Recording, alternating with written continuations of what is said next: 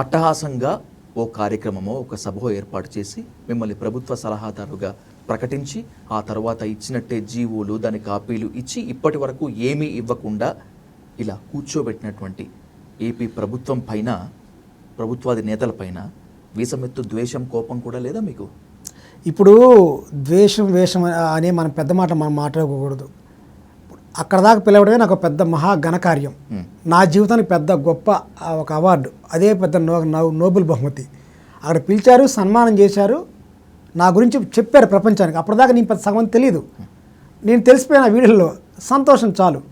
ద్వేషం అనే అలా పెద్దవాళ్ళని మనం అనుకోకూడదు. కానీ ఒకటి, మనకు మంచి అవకాశం వచ్చింది, దాన్ని చేసుకుంటూ వెళ్ళిపోవటమే. ఇవాళ కాకపోయినా రేపైనా సరే అది మనకు వస్తుంది.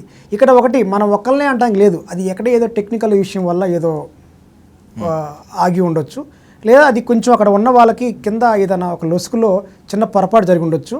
ఇప్పుడు ఇంత పెద్ద రాష్ట్రంలో నేను గుర్తుండాలని లేదు, ఎవరి పనులు వాళ్ళకు ఉంటాయి. ఇప్పుడు ఒక కుటుంబంలో 4 పిల్లలు ఉంటే, తండ్రి ఉంటే, లాస్ట్లో చిన్న పిల్లోడో రెండో పిల్లోడో నాన్న అది కొనుక్కరా నాన్న అంటే ఆయనకే గుర్తుండదు. ఆయన పనుల్లో, మెకానికల్ లైఫ్లో భార్య, 4 పిల్లలు, ఆయన వృత్తి. అలాంటిది ఒక రాష్ట్రాన్ని పాలించాలి అంటే ఇన్ని కోట్ల మంది జనం, ఇన్ని సమస్యలు ఉంటాయి. అందులో ఎక్కడో ఏదో చిన్న పొరపాటు ఉండొచ్చు కింద స్థాయిలో, అది పై స్థాయిలో అని అనుకోను. పై స్థాయి పొరపాటు అయితే కాదు, ఎడో చిన్న ఉండొచ్చు. అది పెద్ద విశేషంగా దాని గురించి నాకు ఆలోచన లేదు. ఇదే పెద్ద ఘనకార్యం, నాకు చాలా సరిపోతుంది.